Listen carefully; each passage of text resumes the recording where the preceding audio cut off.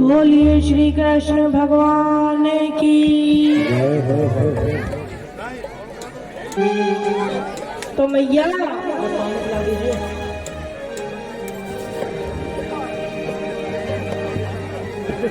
भगवान ने अपने ऊपर से कलंक मिटाया। जाम्बवती के साथ भगवान का विवाह हुआ। बाद में जब सत्राजित को पछतावा हुआ तो अपनी बेटी का भी हाथ भगवान के हाथ में दे दिया। सत्यभामा का भी भगवान के साथ विवाह हुआ। और मैया भगवान के जो 16,108 विवाह हुए हैं, इनमें से 8 विवाह तो अलग अलग हुए। पहला रुक्मणी देवी के साथ, दूसरा जाम्बवती के साथ, तीसरा सत्यभामा के साथ, चौथा कालिंदी के साथ, पांचवा लक्ष्मणा के साथ, छठवां सत्या के साथ, सातवां नग्नजित की बेटी नागनजीति के साथ, और 8वां भगवान का भद्रा के साथ विवाह हुआ। इस प्रकार से 8 तो भगवान के अलग अलग हुए, परंतु जो 16,100 विवाह हुए वो भगवान के एक ही साथ में एक ही मुहूर्त में संपन्न हो गए। सुखदेव जी बोले, परीक्षित, एक असुर था नरकासुर नाम का, भूमिपुत्र होने के नाम से भौमापुत्र भी इसे कहते थे, भौमासुर। और इसे वरदान प्राप्त था कि कोई भी यदि अपनी पत्नी के साथ इसे मारने आए तो वो ही इसे मार सकता है, अन्यथा इसे कोई नहीं मार सकता। तो सबरे देवता बेचारे डर के आए भगवान की शरण में, भगवान की शरण में आए।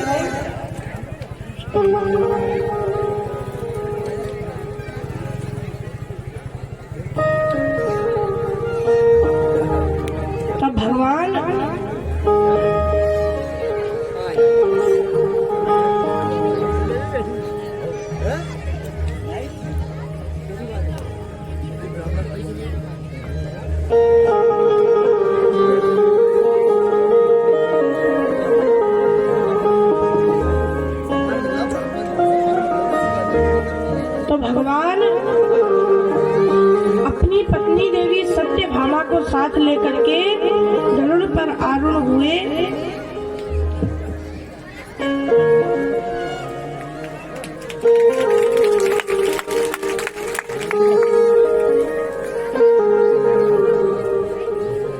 और भौमासुर की नगरी प्राग ज्योतिषपुर जाने लगे। पर मैया नगरी में प्रवेश करने से पहले ही बड़े बड़े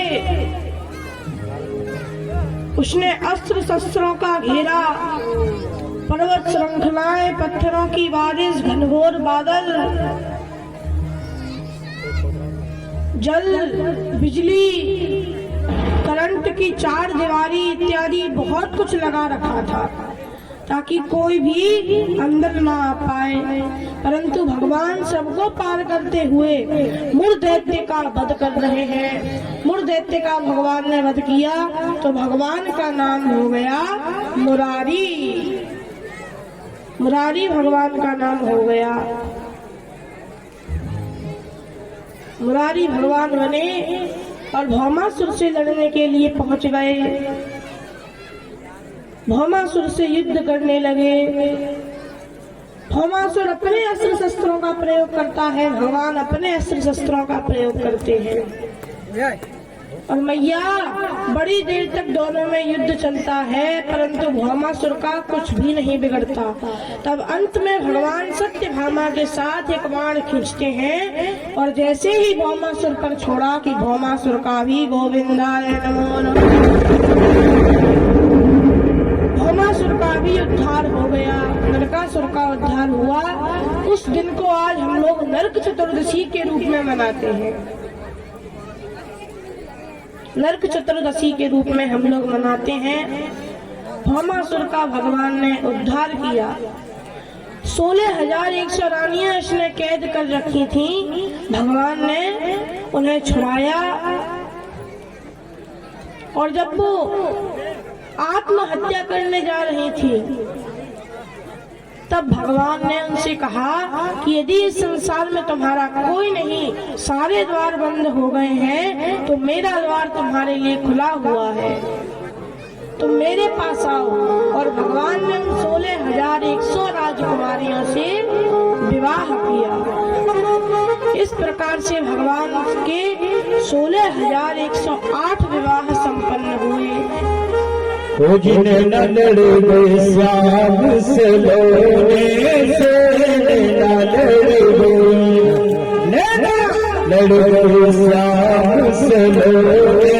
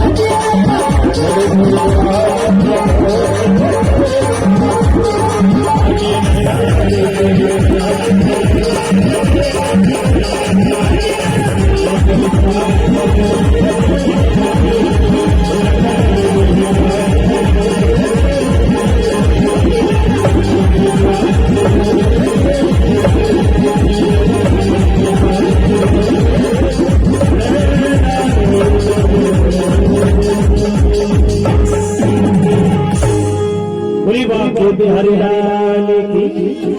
हरिओम श्री राधे। एक और सूचना अभी आई है, आज कथा के बाद राधे साहू जी की तरफ से यहाँ पर भंडारे की व्यवस्था है। तो सभी जो भक्त कथा सुनने आए हैं, सभी जो भक्त कथा सुनने आए हैं वो प्रसादी पाकर ही जाएं।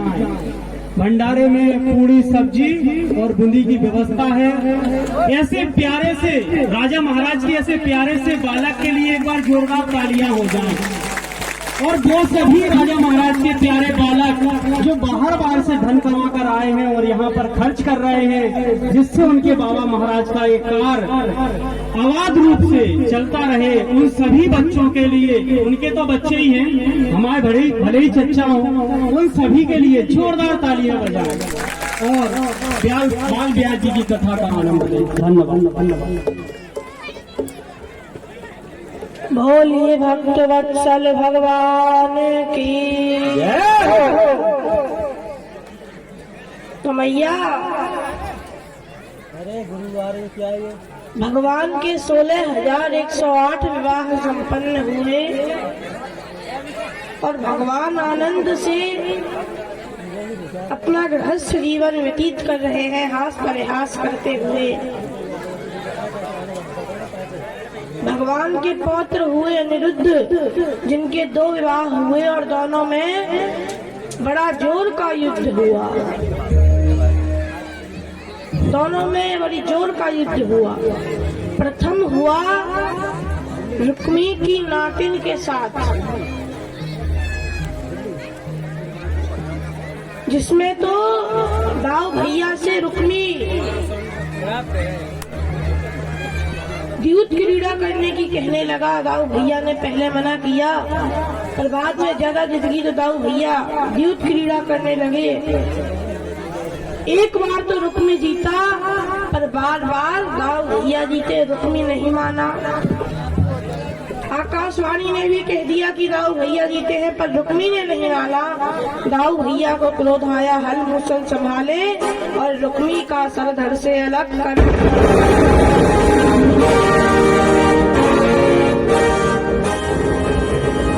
तो प्रथम में तो इस प्रकार, और दूसरा विवाह हुआ बाणासुर की बेटी उषा के साथ। और मैया इसमें तो साक्षात भगवान श्री कृष्ण को भगवान शिव से युद्ध करना पड़ा। उषा ने मन ही मन अनिरुद्ध जी को पति मान लिया। इसकी सखी चित्रलेखा ने रात ही रात में अनिरुद्ध जी को ला दिया, पर द्वारपालों ने जाकर के महाराज को बताया, बाणासुर ने बंदी बना लिए। बाणासुर भगवान शिव का परम भक्त था।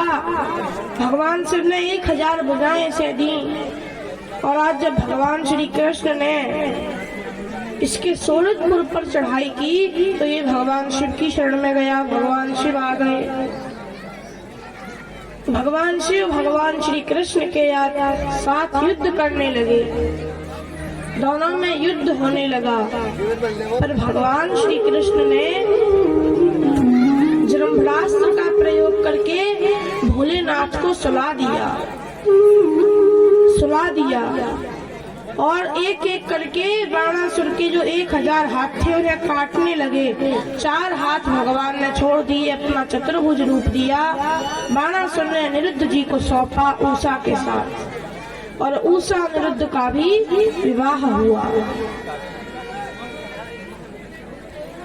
आगे भगवान ने मृग पर कृपा की, जो कि गिरगिट बना हुआ था। भगवान ने हाथ से स्पर्श कराया और उसे परम धाम दिया, स्वर्ग की प्राप्ति कराई। और मैया भगवान की दिनचर्या बड़ी अद्भुत है। एक बार नारद जी ने भी विचार किया, चलकर मैं भी तो देखूं, आखिर प्रभु 16,108 पत्नियां, प्रत्येक पत्नी से 10 पुत्र और 1 पुत्री, प्रत्येक पत्नी से इतना लंबा चौड़ा जब भगवान का परिवार होगा तो भगवान द्वारिका में कैसे रहते होंगे। चल के मैं भी तो देखूं। आजकल तो दौरानी जिटानी सास बहू में ही नहीं बन रही। अच्छा भैया,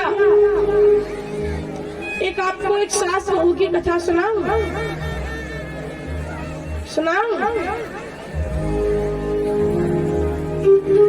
एक बार की बात है, एक सास थी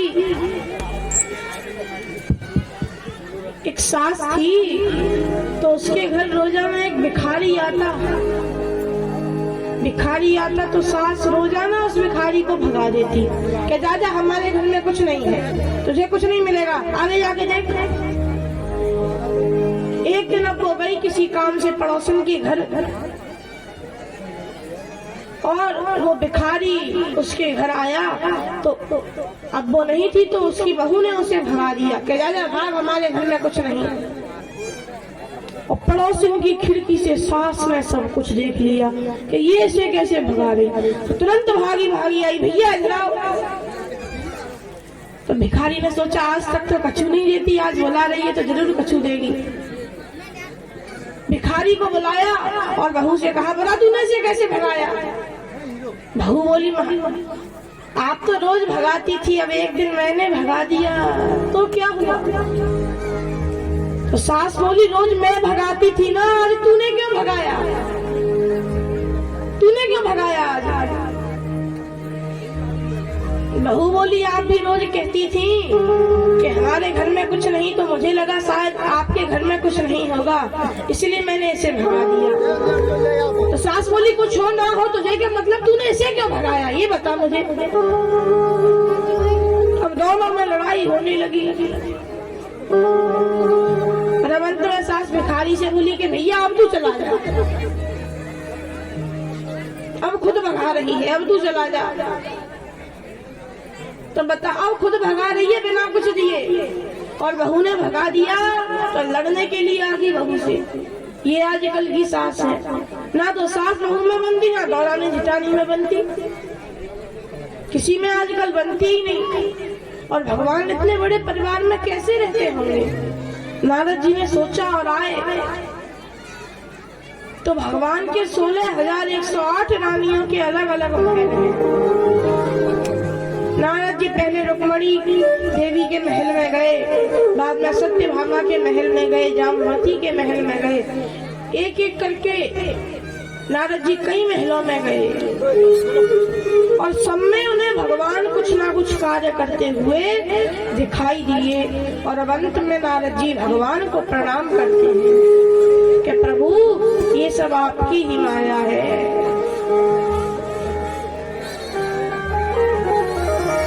और भगवान की अद्भुत दिनचर्या है। भगवान रोज ब्रह्म मुहूर्त में जागते हैं, स्नान इत्यादि ध्यान इत्यादि करके अपने विराट स्वरूप का ध्यान करते हैं। और भगवान बाद में अपनी सुधर्मा सभा में आते हैं। भगवान की सुधर्मा सभा भी बड़ी अद्भुत है। कितनी अद्भुत है? इतनी अद्भुत कि कितने भी व्यक्ति आ जाएं उसमें एक आसन हमेशा खाली रहता था। भगवान की दिनचर्या भी बड़ी अद्भुत है। और मैया भगवान विविध प्रकार की लीलाएं भी करते हैं। भगवान ने एक अपने ही दूसरे रूप पौंड्रक का भी वध किया। पौंड्रक स्वयं को ही भगवान समझने लगा तो भगवान आए और सुदर्शन चक्र से इसका भी सरधड़ से अलग किया।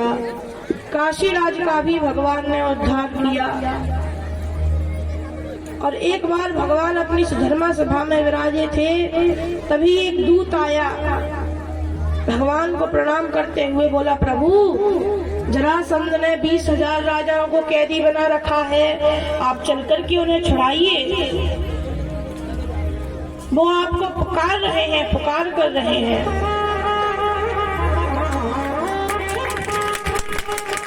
तो भगवान ने कह दिया हम जल्दी ही आएंगे और राजाओं को छुड़ाएंगे। दूत गया, तभी नारद जी संदेश लेकर के आए, बोले प्रभु पांडवों की ओर से निमंत्रण है, राजसूय यज्ञ कर रहे हैं। भगवान बोले कह देना हम जल्दी आएंगे।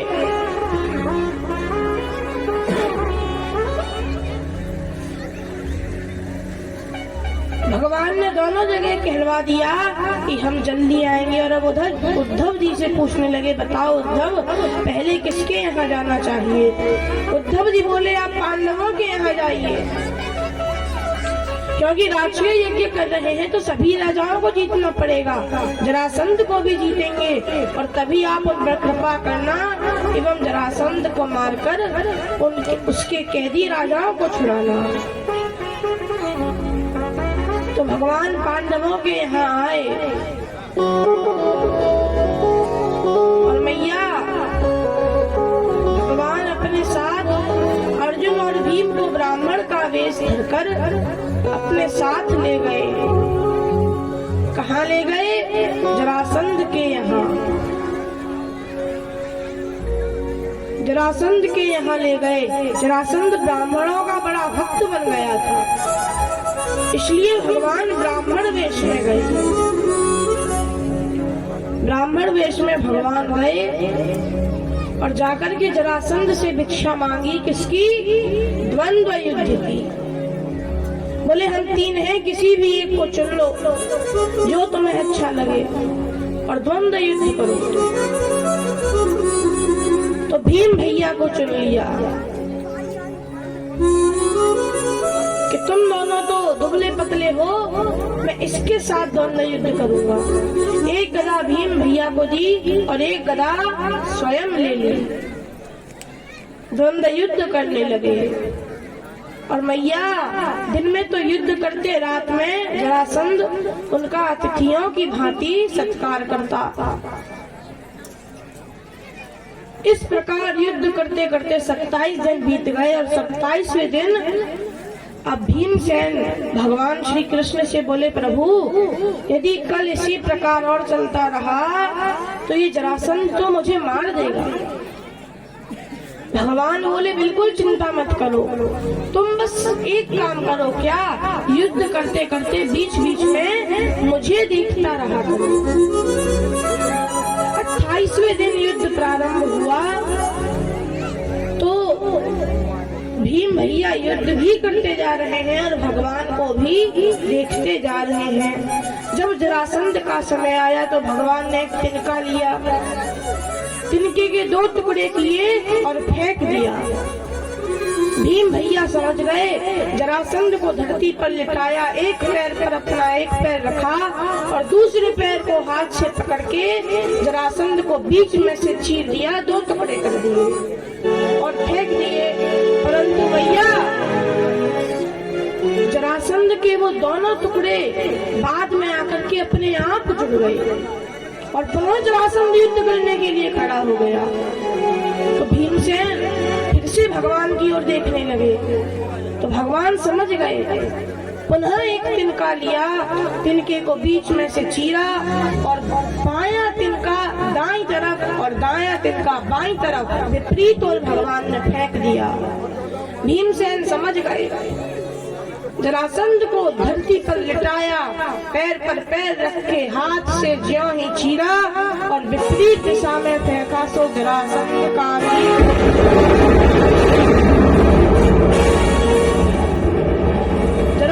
का भी भगवान ने उद्धार करवाया। राजसूय यज्ञ में जब लौट के आए तो विडंबना उठी कि प्रथम पूजा किसकी की जाए। तो सहदेव ने कहा, प्रथम पूजा भगवान श्री कृष्ण की करनी चाहिए। बहुत लोगों ने समर्थन किया लेकिन एक ने नहीं किया। किसने नहीं किया? शिशुपाल ने नहीं किया। तो भगवान ने शिशुपाल की मां अर्थात अपनी बुआ जी को वचन दिया था कि मैं इसकी 100 गलतियों को माफ करूंगा, 100 गालियों को माफ करूंगा। पर जैसे ही 101वीं गाली, 101वीं गलती इसने की, ये मेरे हाथों से नहीं बचेगा। और आज शिशुपाल ने भगवान की प्रथम पूजा करने से इनकार करने लगा,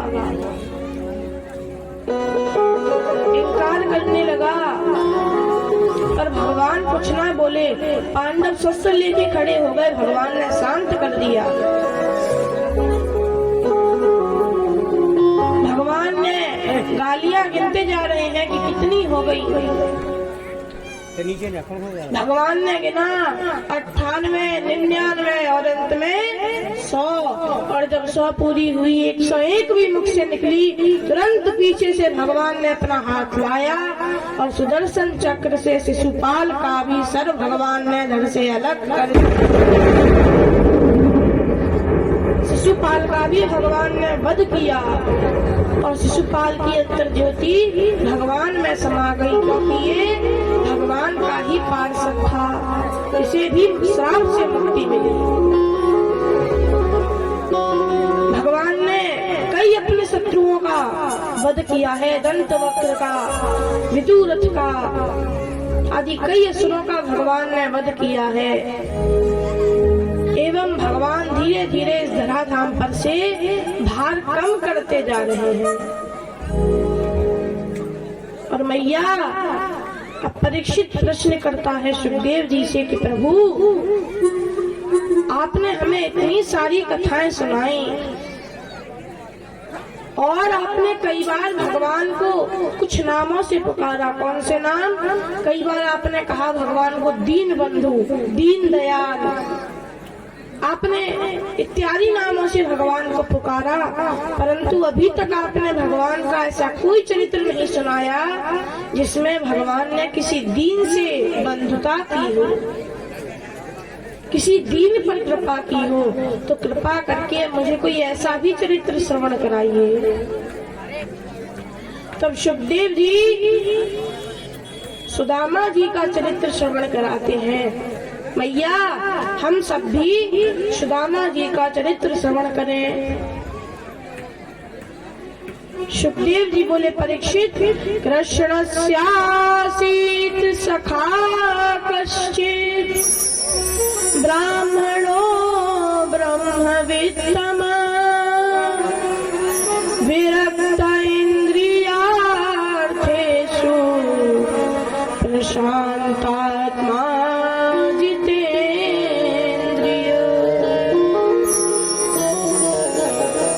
सुखदेव जी ने ये श्लोक क्यों कहा?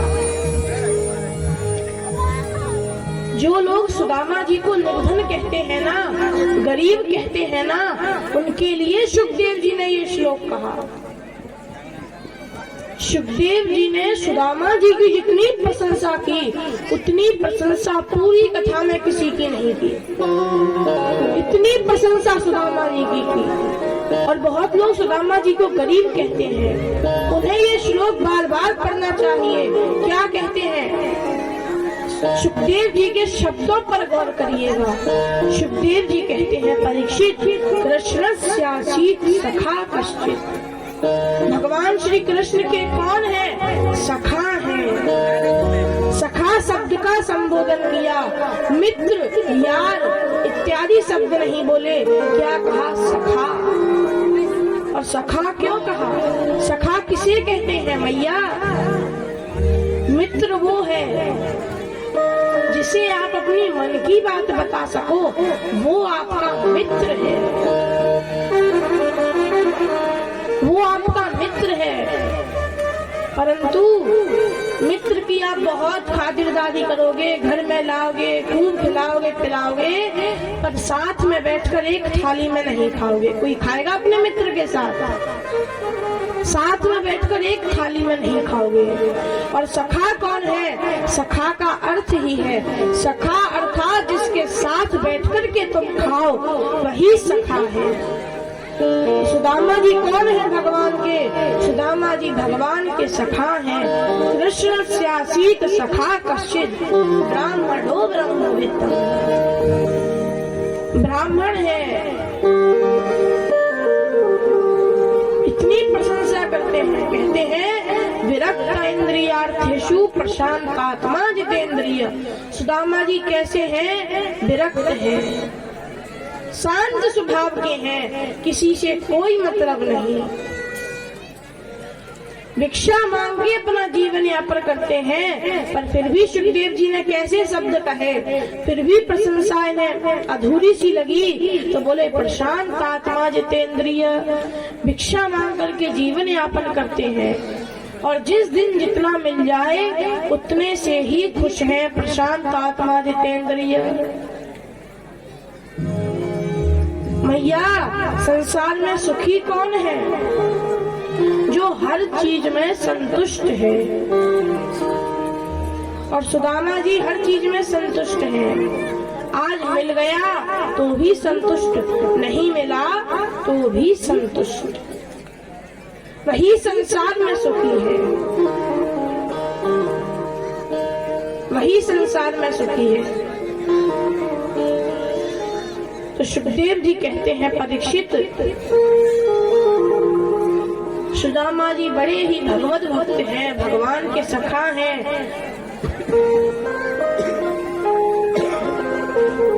प्रसन्न आत्मा है, प्रशांत आत्मा, जितेंद्रिय, इंद्रियों को जिन्होंने जीत लिया है। क्योंकि प्रशांत आत्मा वही हो सकते हैं जिन्होंने अपनी इंद्रियों को जीत लिया। इंद्रियों पर ही वश नहीं है तो कोई प्रशांत आत्मा कैसे हो सकता है? तो सुदामा जी ने अपनी इंद्रियों पर वश कर लिया, जितेंद्रिय हो गए। और सुखदेव जी बढ़ चढ़ के सुदामा जी का संबोधन करते हैं, बताते हैं कैसे हैं सुदामा जी। और मैया, यदि पतिदेव डॉक्टर हो तो पत्नी स्वयं डॉक्टरनी कहलाने लगती है। परंतु सुखदेव जी ने सुदामा जी का तो इतना बढ़ चढ़ के संदेश दिया, संबोधन किया, परंतु जब सुशीला की बारी आई तो बोले सुशीला दरिद्र है, गरीब है। गरीब क्यों है? क्योंकि सुशीला के मन में धन की इच्छा है और सुदामा जी के मन में किसी की इच्छा नहीं। हर वक्त केवल कृष्ण कृष्ण कृष्ण जपते रहते हैं। सोते जागते खाते पीते चलते फिरते कृष्ण कृष्ण ही जपते रहते हैं।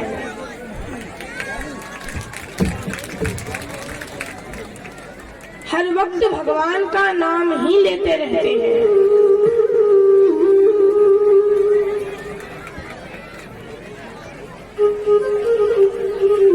सुशीला का परिचय दिया। सुशीला दरिद्र है। दरिद्र क्यों है? क्योंकि मन में धन की इच्छा है। और मैया, एक बार की बात है,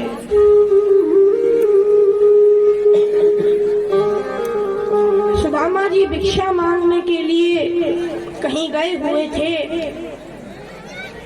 तो सुदामा जी का एक मित्र था, वो आया सुशीला के पास, बोला भाभी सुदामा कहाँ है? तो सुशीला बोली कि भैया वो तो भिक्षा मांगने के लिए गए हैं। ये बोला भिक्षा मांगने? आपकी इतनी बुरी स्थिति है कि भिक्षा मांगने जाने पड़ता है? अरे यदि आपको धन चाहिए ना तो एक काम करो, सुदामा को भेजो राजा के महल में, राजा के यहाँ सुदामा को भेजो और एक बार सुदामा राजा की प्रशंसा कर दे, राजा की तारीफ कर दे। और यदि सुदामा राजा की तारीफ कर देगा तो राजा तो प्रसन्न हो जाएगा और क्या पता वो राजा सुदामा को अपना मंत्री ही बना ले।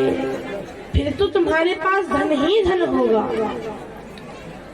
इसलिए सुदामा को आप एक बार महल में भेजिएगा, उससे कहिएगा कि जाओ और जाकर के एक बार राजा की प्रशंसा करके देखो।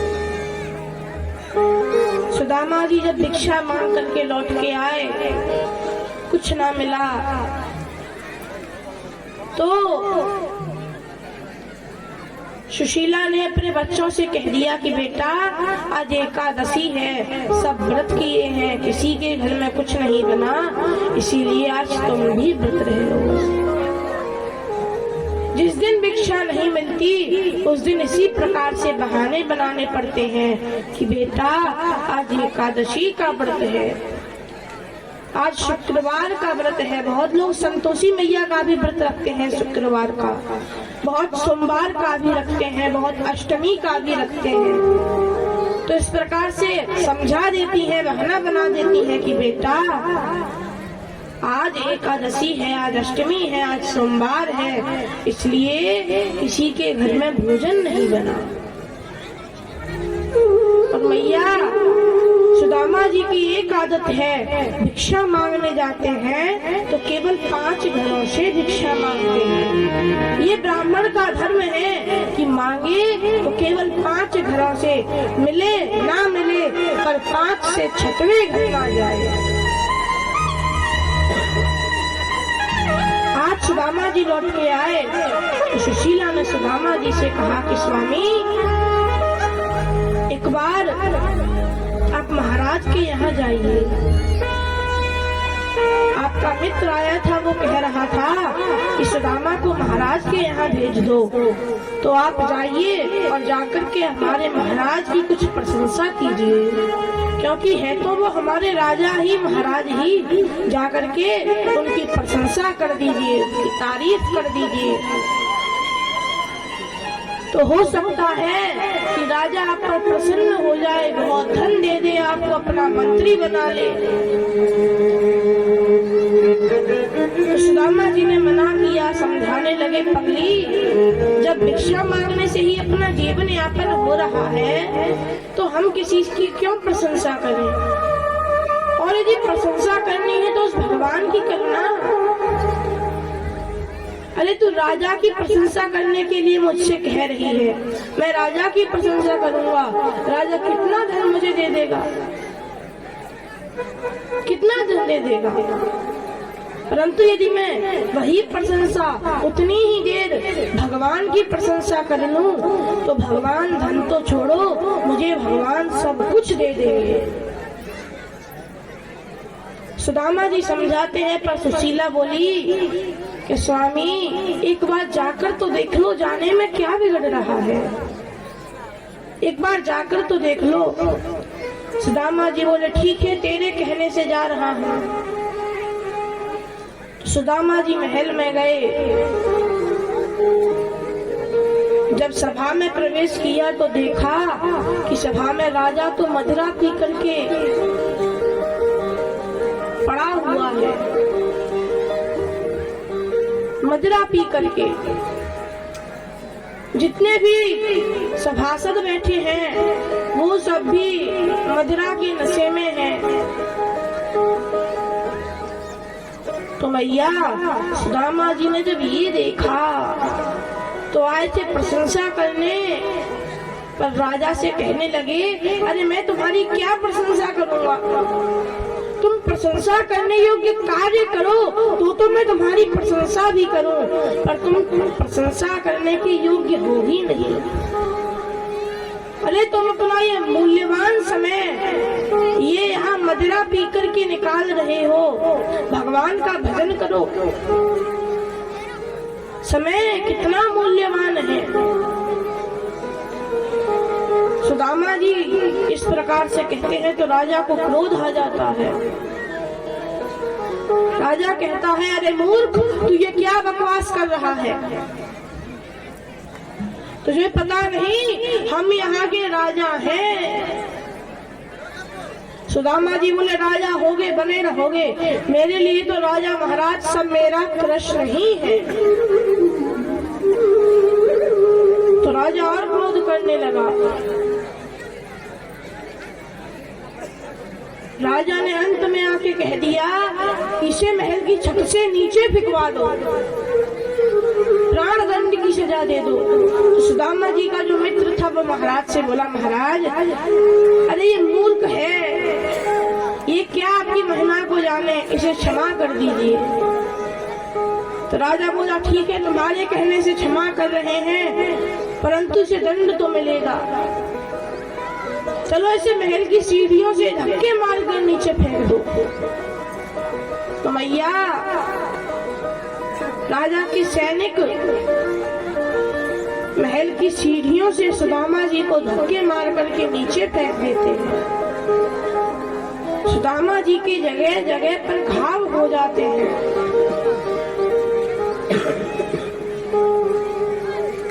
घाव हो जाते हैं सुदामा जी के, रक्त बहने लगता है, बड़े बड़े घाव हो जाते हैं। और सुदामा जी फिर भी भगवान का नाम जपते हुए, कृष्ण कृष्ण कहते हुए अपनी झोपड़ी में लौट के आए। झोपड़ी में लौट के आए, सुशीला ने देखा, स्वामी ये आपकी हालत कैसे हुई? सुदामा जी को अंदर लाई, लेप लगाने लगी, परंतु मैया सुदामा जी को बिल्कुल भी आराम ना मिला। परंतु भगवान से भी अपने भक्त पर ये संकट देखा ना गया। और रात्रि को जब सुदामा जी सो रहे थे तब भगवान आए और किसका लेप लगा के गए? माखन का लेप भगवान अपने हाथों से सुदामा जी के घावों पर लगा के गए। सुदामा जी के घाव भर गए, सुदामा जी स्वस्थ हो गए।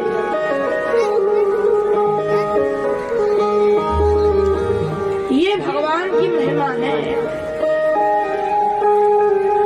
सुखदेव जी बोले, परीक्षित, सुखदेव जी कहते हैं, परीक्षित सुदामा जी अपने धर्म का पालन करते हुए भिक्षा मांगते हैं। एक दिन भिक्षा मांगने गए, किसी घर से कुछ ना मिला, पर अंत में जब 5वें घर पे गए तो वहां से थोड़ी सी खीर मिल गई। और वो बोली कि सुदामा जी आपको कुछ और नहीं मिला तो यहीं सामने वाले घर में उनके बच्चे का जन्मदिन है, तो वो वस्त्र इत्यादि बांट रहे हैं, आप जाकर के ले लो। सुदामा जी बोले, बहन जी क्षमा कीजिएगा, मैं ले तो लेता, पर आज मेरे 5 घर पूरे हो गए और अब मैं 6वें घर में नहीं जाऊंगा। सुदामा जी लौट के आने लगे उस थोड़ी सी खीर को भी लेके। पर मैया मार्ग में सुदामा जी आ रहे थे तो कुछ बच्चे खेल रहे थे। खेलते खेलते अचानक वो सुदामा जी से टकराए, सुदामा जी गिर पड़े और वो सारी खीर भी फैल गई। एक श्वान आया, कुत्ता आया और उस खीर को चाटने लगा और उस खीर को चाटने लगा।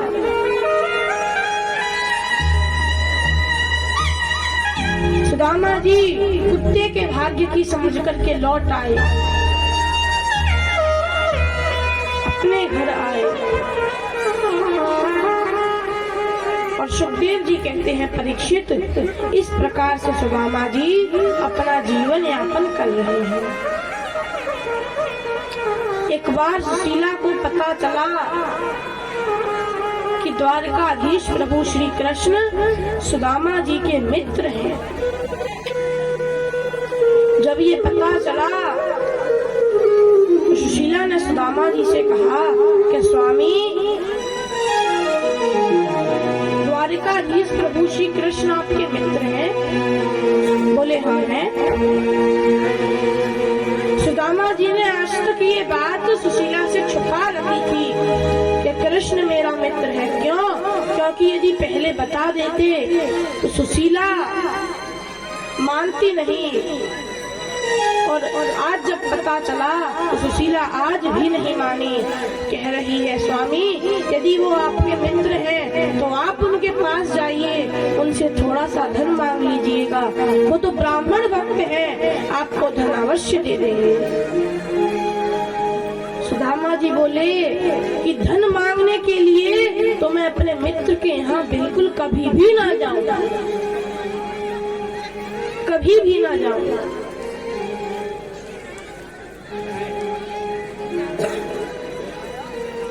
तो सुशीला कहती है कि स्वामी एक बार जाकर तो देखिए, पर सुदामा जी साफ साफ मना कर देते हैं। तो सुशीला ने विचार किया कि ये धन मांगने तो बिल्कुल जाएंगे ही नहीं। तो सुशीला अंत में बोली कि प्रभु आप धन मांगने मत जाइए, पर आपको उनसे मिले हुए बहुत वर्ष हो गए, उनकी याद तो आती होगी। सुदामा जी बोले कि क्या बताऊं, उसकी याद तो मुझे इतनी आती है कि दिन रात बस उसी का ही नाम जपता रहता हूँ। सुशीला बोली ठीक है, धन मांगने नहीं, एक बार उनके दर्शन करने के लिए तो चले जाओ। सुशीला को पता है कि यदि ये दर्शन करने जाएंगे तो अपने आप ही द्वारकाधीश प्रभु श्री कृष्ण इनके ऐसे वस्त्र देखकर, इनकी ऐसी हालत देखकर अपने आप कुछ ना कुछ दे देंगे। इसलिए कहती है कि कुछ मांगने नहीं, आप दर्शन करने के लिए तो जाओ। सुदामा जी बोले कि मेरा जाने का तो बहुत मन करता है। और सुदामा जी विचार कर रहे हैं कि मन भी करता ही है, और आज स्वयं इतना अच्छा मौका आया है कि ये खुद कह रही है चले जाओ, क्यों ना मैं अपने मित्र के दर्शन करने से मिलने चला जाऊं। सुदामा जी विचार करते हैं और कहते हैं कि ठीक है, मैं कल ही उसके दर्शन करने के लिए जाऊंगा। पर देख, मैं मित्र के यहाँ जा रहा हूँ, और मित्र के यहाँ कभी भी खाली हाथ नहीं जाना चाहिए, खाली हाथ नहीं जाना चाहिए। पर हमारे घर में कुछ है ही नहीं तो मैं क्या ले जाऊंगा, इसलिए ऐसा करता हूँ कभी और देख लूंगा, जब कुछ आ जाएगा तब उसे लेकर के चला जाऊंगा। सुशीला बोली स्वामी, उसकी चिंता आप बिल्कुल मत करिए, मैं अभी व्यवस्था करती हूँ। और गई 4 घरों में, अलग अलग घर से एक एक मुट्ठी चावल मांग के लाई। क्यों अलग अलग घर से क्यों मांग के लाई? अलग अलग घर से इसलिए मांग के लाई कि जब अलग अलग घर के चावल होंगे तो वो चावल अलग अलग तरह के होंगे, और जब भगवान इनका भोग लगाएंगे, खाएंगे, तो भगवान अपने आप समझ जाएंगे कि देखो अलग अलग तरह के चावल हैं, इसका मतलब कहीं से मांग करके लाई है, अन्न का भी दाना इनके घर में नहीं, तो भगवान स्वयं ही इन्हें दे देंगे, क्योंकि ये मांगने वाले तो कुछ है नहीं। लेकिन अब रखे किस में ले जाएं? तो अपनी साड़ी के पल्लू का एक छोटा सा कोना फाड़ करके सुशीला ने उसी की छोटी सी पोटली बनाई और उसी में वो 4 मुट्ठी तंदुल चावल रख दिए। सुदामा जी ने पोटली ली और सुदामा जी कन्हैया से मिलने के लिए निकल पड़े। मैया, सुदामा जी को पता नहीं कि द्वारिका कहाँ है, कृष्ण कहाँ रहता है, पर मन में विश्वास है कि कृष्ण से मिलना है, इसलिए सुदामा जी निकल पड़े। और जिसका भगवान के ऊपर विश्वास होता है, भगवान उसके विश्वास को तोड़ते नहीं। दूर नगरी बड़ी दूर नगरी, दूर नगरी बड़ी दूर नगरी, कैसे आओ रे कन्हैया, कैसे आओ रे कमरिया, तेरी बोल नगरी बड़ी दूर नगरी, दूर नगरी बड़ी दूर नगरी, दूर नगरी बड़ी दूर नगरी।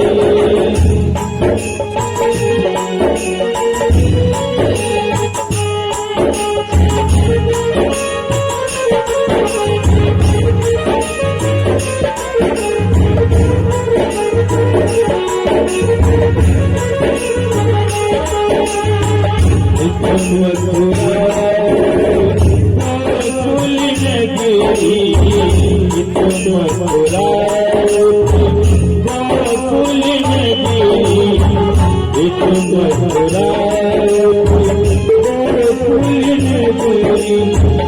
बीच में यमुना गहरी दूर नगरी बड़ी दूर नगरी दूर नगरी बड़ी दूर नगरी